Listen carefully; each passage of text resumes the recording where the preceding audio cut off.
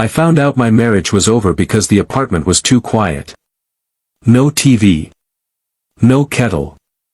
No cabinet doors. Just the hum of the fridge and the soft clicking sound from Leo's room where the wheel on his chair always rubbed a little when he shifted. At first I thought Rachel had gone downstairs. Maybe to the car.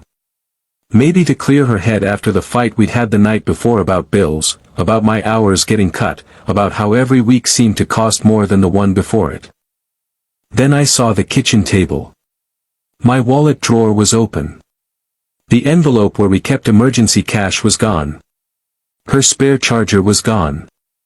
2 suitcases were gone too. In the middle of the table was one sheet of paper, folded once. I remember standing there staring at my name on it like if I waited long enough the words inside would change. They didn't. It said she couldn't do this anymore.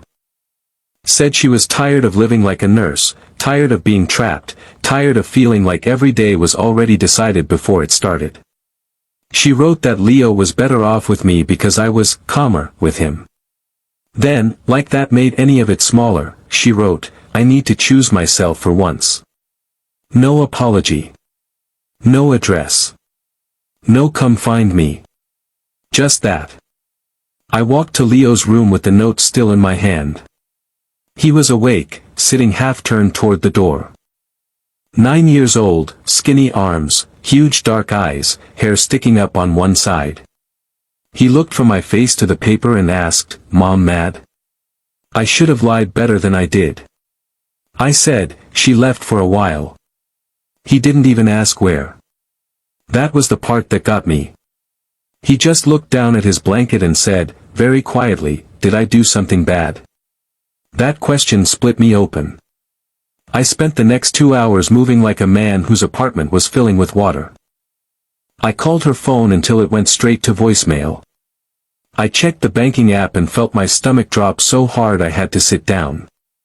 She'd emptied the checking account except for a few dollars and transferred the rest sometime after midnight. Rent was due in 6 days. Leo had school on Monday, therapy on Tuesday and Thursday, and a chair adjustment appointment the next week that I already knew I couldn't miss because the left footplate had been bothering him. I called into work and got my manager's voicemail. I didn't even know what to say.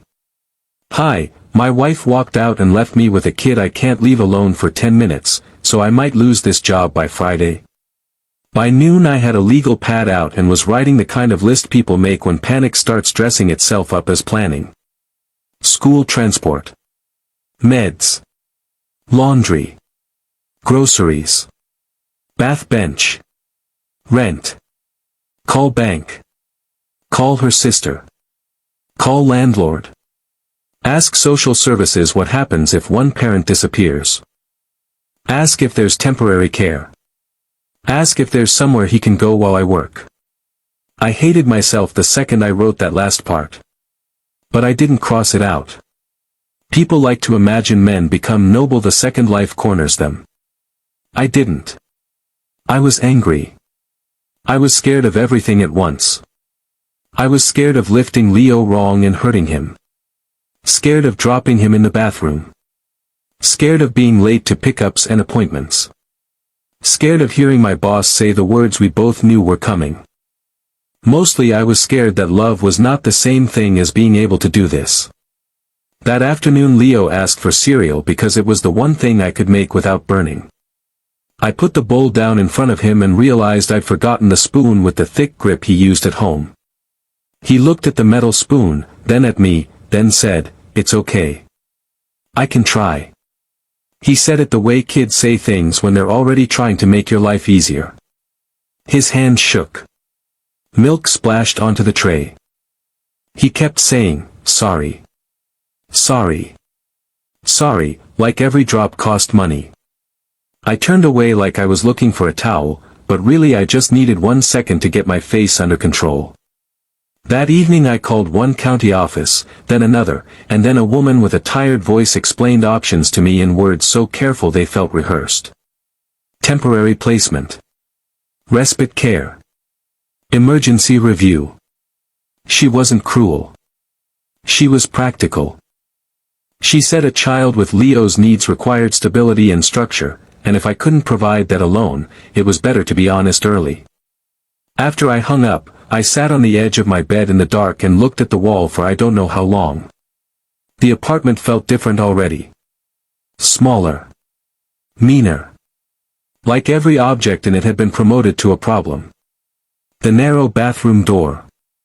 The broken cabinet hinge. The cheap couch. The single paycheck that wasn't enough even before half our money vanished overnight. I heard Leo call for me. Not loud. Just once. I went to his room and found him awake, not crying, which somehow made it worse.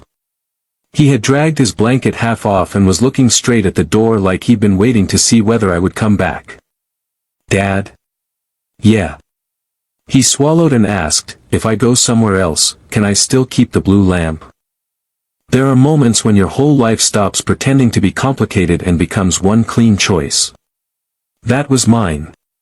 He thought I was deciding whether to keep him. I sat down on the floor beside his bed because my legs suddenly didn't work right. I took the blanket, fixed it over him, and said, listen to me. You're not going anywhere. He kept staring at me, like kids do when they've already learned adults say things they don't mean. So I said it again. Slower. I'm not leaving. I'm not sending you away. We're staying together, and tomorrow I'll start figuring out the rest.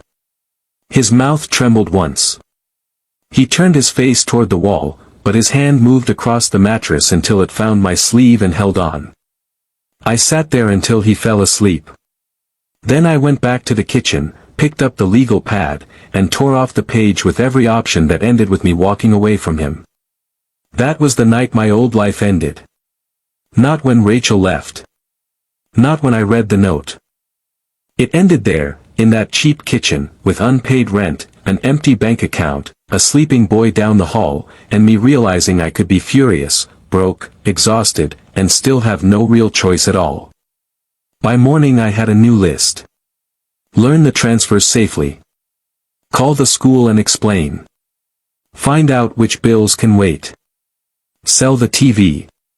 Cancel anything not essential. Keep Leo fed. Keep him clean. Keep him from thinking he was the reason his mother vanished. Then do it again the next day. The first year felt less like living and more like keeping a stack of plates from crashing. I lost the job 3 weeks after Rachel left. My manager tried to sound sorry, but sorry doesn't keep a position open when you miss shifts, answer calls from school in the middle of work, and show up looking like you slept in a stairwell. I sold the TV, then my old guitar, then the coffee table because it was ugly and we needed the space anyway. I learned how to stretch one grocery trip into 6 days. I learned which bus drivers would wait the extra 10 seconds while I got Leo lined up right.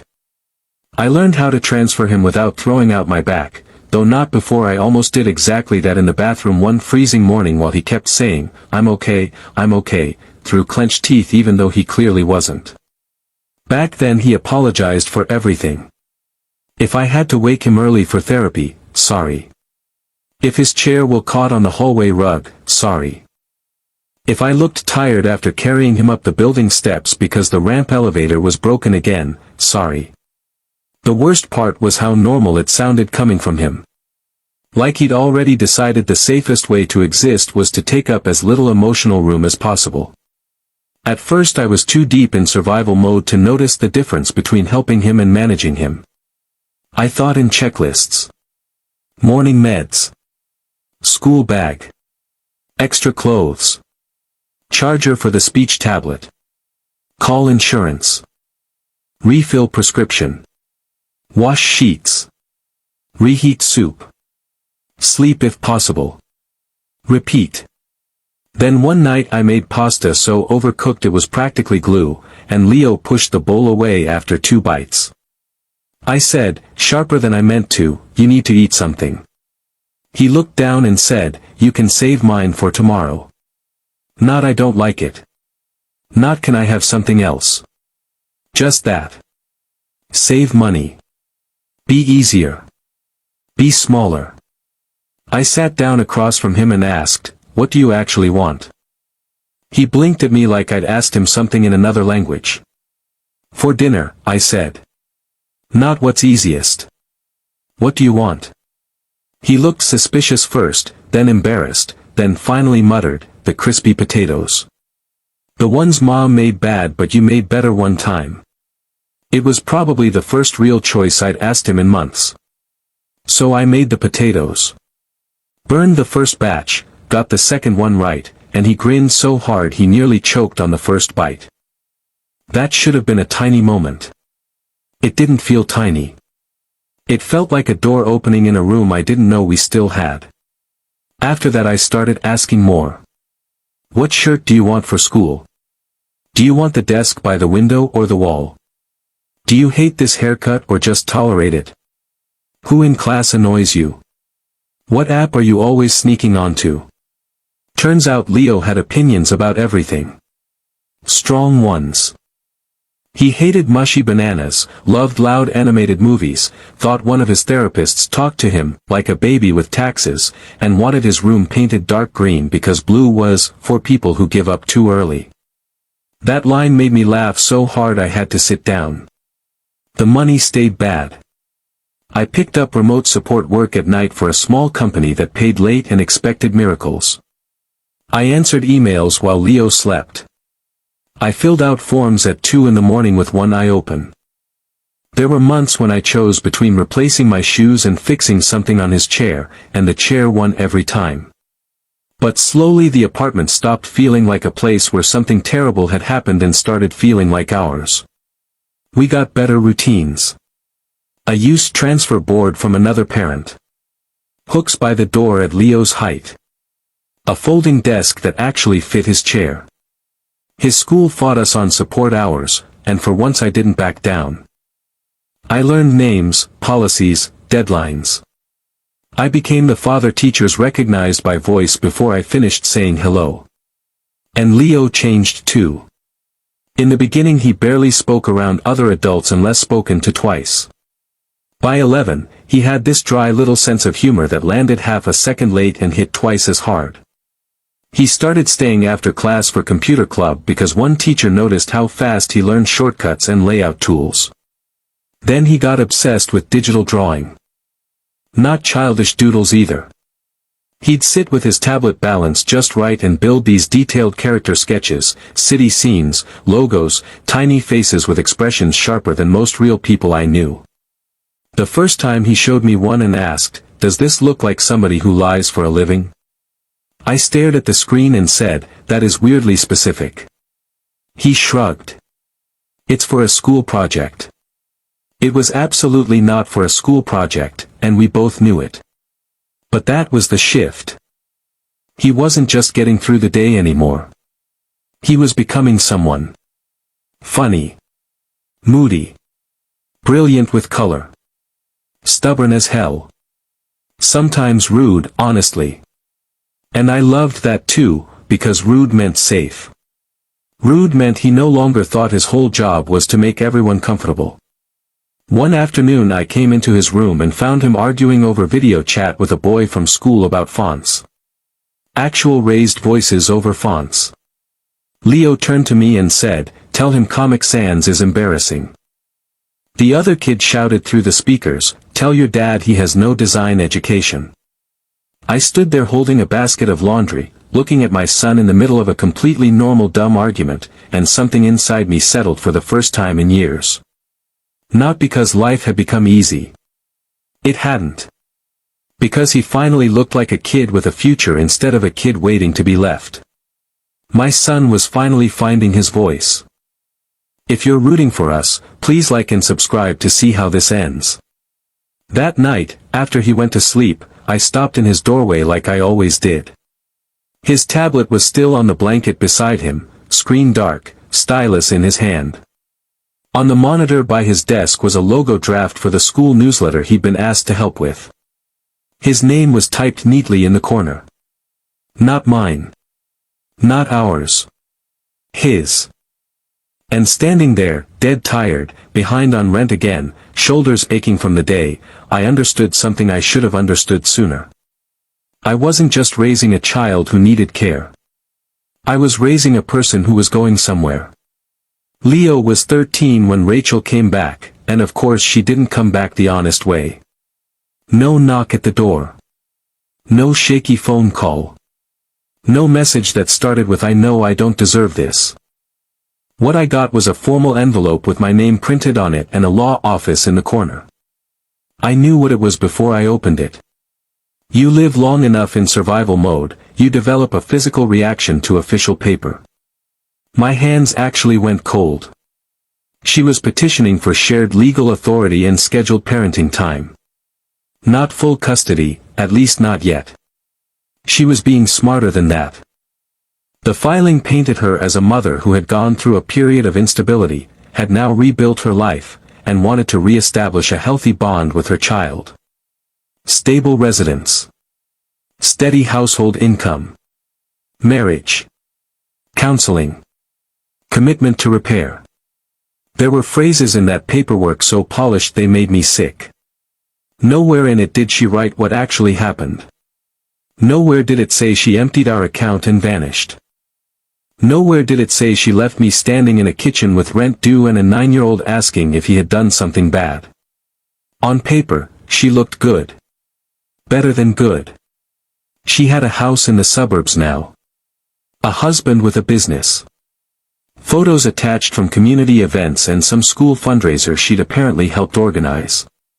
Her lawyer even included language about how a mother's renewed stability can provide additional developmental benefit. I read that line 3 times. Additional. Like Leo had been some unfinished project she could step back into once the ugly part was over. He was at school when the envelope came, and I'm glad, because I did something I hadn't done in years. I smashed a coffee mug against the sink so hard it shattered into the dish rack and onto the floor. Then I stood there breathing like an idiot while coffee ran into the broken pieces. By the time Leo got home, I'd cleaned it up, but not myself. He took one look at me and said, "What happened?" I should have waited. I should have found a better hour, a softer way, something measured and adult. Instead I handed him the packet. He read slower than I expected. His face barely changed, which scared me more than if he'd cried. When he got to her name, he stopped, then kept going. Finally he put the papers down and asked, "Why now?" That was the exact right question. Why now, when he could handle more on his own? Why now, when his grades were good, when teachers knew him, when his designs had started getting used for real school projects and a local youth center had paid him a small amount to make a flyer? Why now, when the house no longer smelled like panic and bleach and overcooked pasta? Why now, unless the version of him she had left behind no longer matched the one the world could see? I don't know, I lied. But I did know. Or enough of it. Guilt, maybe. Curiosity. Image. The need to tell herself she hadn't really abandoned him, just paused. Maybe her new life was stable enough now that she could afford to revisit the old one and call it healing. I called a lawyer the next morning. Then another. I borrowed money for the retainer from a friend I hadn't spoken to properly in 2 years. I printed records, attendance logs, therapy notes, email chains with the school, billing statements, equipment approvals, every document I had ever kept in a folder at 2 in the morning because some part of me always knew I might need to prove our life was real. At first I told myself I was protecting Leo. Then the truth got uglier. I started enjoying it. Every time I found one more missing year, one more unanswered message, one more record that placed me at every appointment while she was nowhere, I felt this sharp, poisonous satisfaction. I wanted a judge to read every miserable detail. I wanted Rachel to sit there and hear, out loud, what it cost to leave. I wanted her neat little story burned down in public. I started writing notes that had nothing to do with custody and everything to do with revenge. Make timeline. Show bank transfer. Get sister's old messages. Ask about abandonment finding. Push for costs. Push harder. I was at the kitchen table one night, surrounded by papers, muttering to myself, when Leo rolled in quieter than usual. He looked from me to the stacks of documents and said, "Are those all about Mom?" "Yeah." He nodded once. "And me?" "Also yeah." He was quiet for so long I thought he was about to ask whether she could really make us change everything. Instead he said, very calm, "You want to destroy her." I looked up too fast. "No. I want to protect you." He didn't even blink. "That's not what this looks like. There are some sentences your kid says that make you feel caught doing something low. That was one of them." I pushed my chair back and said, "She left you. She doesn't get to walk back in now like she missed one meeting." "I know that." "Do you?" His face tightened. "Better than you think." That shut me up. He moved closer to the table and looked down at the papers like they were pieces from some machine he was tired of hearing run. Then he said it, clear and flat and older than 13. "I'm not doing this if I'm just going to be your proof that she's awful." I stared at him. He kept going. "I'm not a file. I'm not your winning argument. I'm not the thing you use to get even." The room went completely still. For a second all I had was anger, because anger is fast and shame takes longer to arrive. I almost told him he didn't understand. Almost told him adults handle these things differently. Almost said a dozen stupid, defensive things. Then I saw his hands. Not shaking. Just locked tight on the armrests. He wasn't only angry. He was scared I was turning him into the same object she had turned him into years ago. A role. A burden. A symbol. Something adults built their stories around instead of listening to. And the worst part was, for at least a few days, he was right. I sat back down slowly. He said, softer now, "I don't want her here. But I don't want to become the reason you hate her forever either."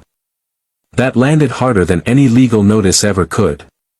After he went to bed, I gathered the nastiest notes I'd made, the ones written for blood instead of truth, and fed them through the shredder one page at a time. By morning the case had changed. Not because I forgave Rachel. Because Leo refused to let me use him as a weapon. I wanted revenge, but Leo wanted peace. Can a parent ever truly make up for years of absence? Share your thoughts in the comments. The new plan looked almost too simple after everything I had been building. No grand speech. No attempt to bury Rachel under every ugly detail from the past. No performance about who had suffered more. My lawyer didn't love it at first. She kept asking if I was sure I wanted to leave out certain things that made Rachel look worse. Yes, I said. What we kept was harder to argue with anyway. School records showing Leo's attendance and support plan.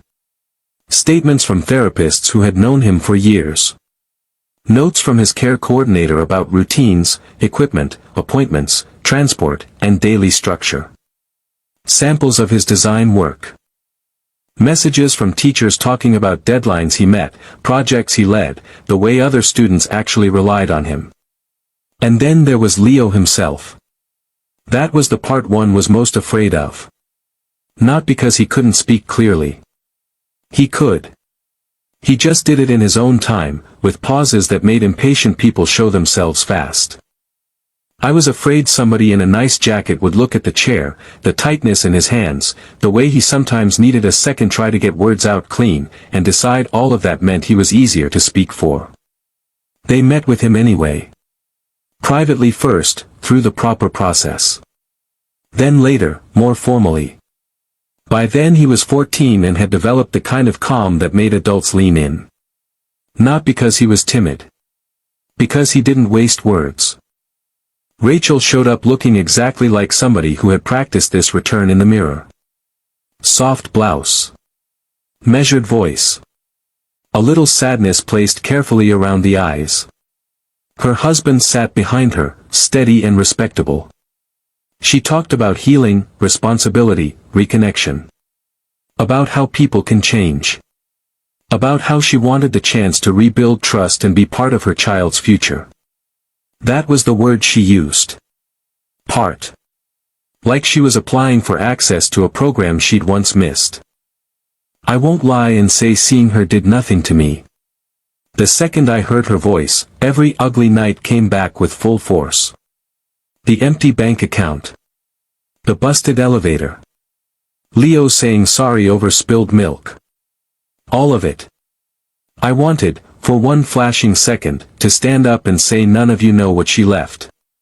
But I looked at Leo. He was watching the room, not her.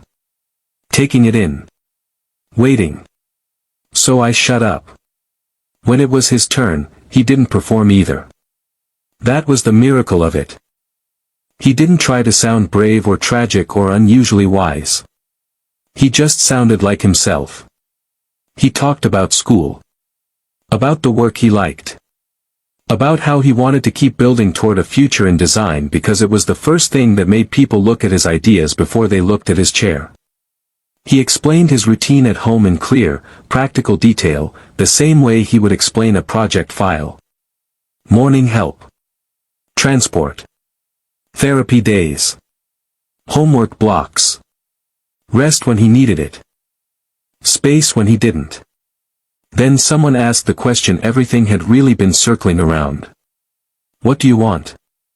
Leo took a breath and answered, I want my life to stay my life. Nobody moved.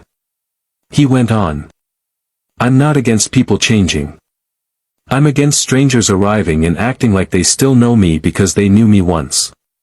Rachel's face changed then. Not dramatically. Just enough. Leo turned slightly toward her, not cruel, not shaking, just steady.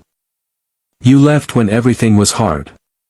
I'm not hard in the same ways now. That doesn't mean you get to step in and rename what this is. I think that was the moment the whole thing ended, even if the paperwork took longer. Because she had built her case around biology, stability, and intention. Around what she could offer now. But she was arguing over a version of Leo that no longer existed. The helpless child she had left behind was gone. In his place was a teenager with deadlines, preferences, work samples, friends who argued with him about fonts, adults who knew him by name, and a future already taking shape. She didn't lose because I crushed her. She lost because she was too late to define him. The final decision kept legal authority where it had been and made any future contact dependent on Leo's comfort, pace, and choice, not hers. Structured. Limited. No dramatic handover. No sudden rewriting of home. Outside the building, my lawyer started saying something about strategy, consistency, documentation, all the things adults say when they want to explain why a truth held up. I barely heard her. Leo was beside me, tired and annoyed and hungry, which felt right. Not like the end of a battle. More like the end of a long appointment. You okay? I asked. He adjusted his bag on his lap and said, Can we get food that isn't from a vending machine? I laughed harder than the joke deserved. On the way home he started talking about a poster idea for a local event he wanted to pitch for, already halfway back in his own world, already moving forward. And sitting there next to him, listening, I understood the only part of this story that mattered. I didn't save a helpless child. I stayed. Long enough for that child to become a person nobody could speak over anymore.